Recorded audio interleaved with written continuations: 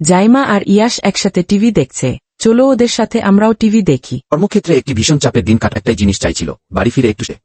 বাড়ি ফেরার পর হঠাৎ সে রাস্তায় পড়ে থাকা একটি মানিব্যাগ দেখতে পেল এবং মালিকের ঠিকানা খুঁজে বের করার জন্য সূচয়পত্র দেখতে লাগল।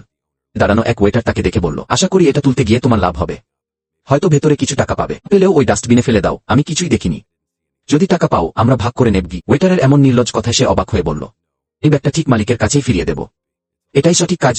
সমাজে কিছু মানুষের চিন্তাভাবনা যে কতটা বিকৃত তা দেখতে হয়। ওয়েটার হেসে বলল, কি এটা তো শুধু একটা মানি ব্যাগ। ঠিকানা অনুযায়ী তখন সে দরজার বেল। এক বৃদ্ধা দরজা খুলতেই তার হাতে থাকা মানি ব্যাগটি সঙ্গে সঙ্গেই তিনি আবেগে ভেঙে পড়লেন, চোখ দিয়ে অঝরে পানি পড়তে লাগল। আমি বিশ্বাসই করতে পারছি না, আপনি এটা খুঁজে পেয়েছেন। বলতে বলতেই তিনি মানি ব্যাগটি নিলেন।